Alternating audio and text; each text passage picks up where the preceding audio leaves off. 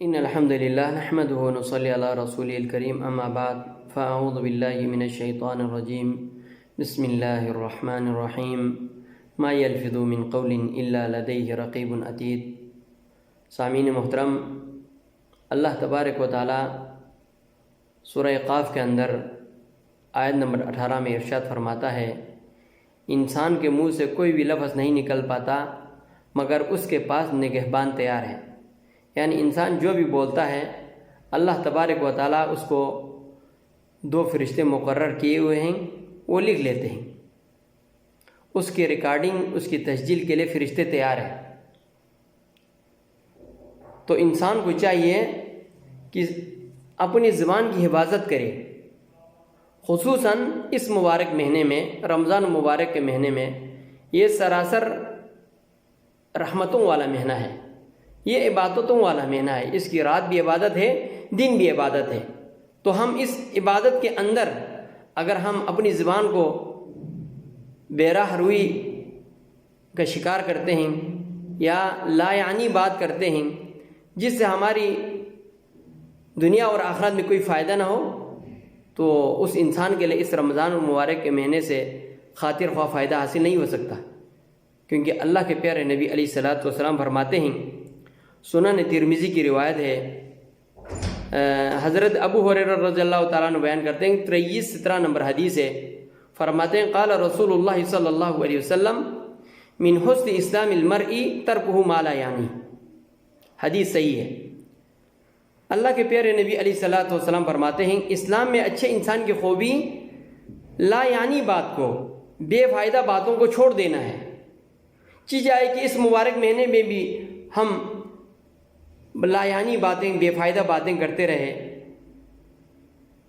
ایک حدیث میں اللہ کے پیارے نبی علیہ الصلوۃ والسلام فرمایا، حضرت سفیان ابن عبداللہ الثقفی رضی اللہ تعالیٰ عنہ فرماتے ہیں، سنن ترمذی کی روایت ہے، 2410 نمبر حدیث ہے، فرماتے ہیں، یا رسول اللہ، اے اللہ کے پیارے نبی، حدثنی بامر اعتصم بہ، ایک ایسی بات بتا دیجئے جسے میں مضبوطی سے پکڑے رکھوں۔ اللہ کے پیارے نبی علیہ السلام فرمایا، قل ربی اللہ، کہو اللہ ہمارا رب ہے،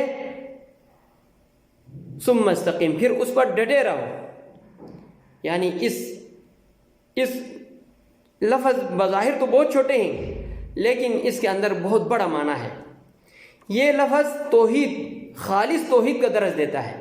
اس کے اندر یعنی قل ربی اللہ، جب ربی اللہ، میرا رب اللہ ہے کہہ کر پھر اس پر ڈٹے رہو، کیونکہ جب کوئی بھی انسان اللہ پر توکل کرتا ہے تو مختلف آزمائشیں آتی ہے، کوئی نہ کوئی آزمائش اس پر آتی ہے۔ جب آزمائش آتے ہیں تو لوگ اللہ کو بھول جاتے ہیں، پھر ادھر ادھر بھٹکتے رہتے ہیں، لوگوں کے درزوں پہ گھومتے رہتے ہیں، اس مسئلے کا حل لوگوں سے ڈھونڈتے ہیں۔ جب اللہ تبارک و تعالیٰ کو ہم نے رب مانا ہے تو مسئلے کا حل بھی ہم اسی سے حل کروائیں گے۔ تو اللہ تبارک و تعالیٰ کے طرف رجوع ہو کے رہو، یعنی اللہ تبارک و تعالیٰ کو چھوڑ کر ادھر ادھر مت بھاگو۔ یہ کلمہ کا بھی تقاضا یہی ہے۔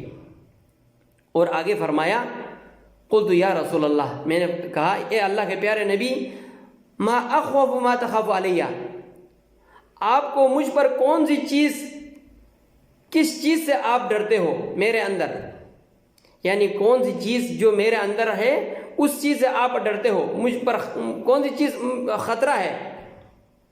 اللہ کے پیارے نبی علیہ الصلوۃ والسلام نے فرمایا، فاخذ بلسان نفسی، اللہ کے پیارے نبی علیہ السلام نے اپنی زبان کو پکڑ کر کہا، ھذا، اس زبان سے میں تم کو اللہ کا خوف دلاتا ہوں، یعنی اس زبان سے مجھے بہت ڈر ہے۔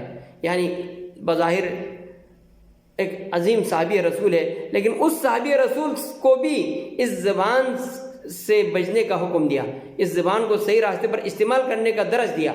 اس زبان سے کوئی اللہ تبارک و تعالیٰ اور اللہ کے نبی علیہ الصلوۃ والسلام کی ناراضگی والی بات نہ کرے۔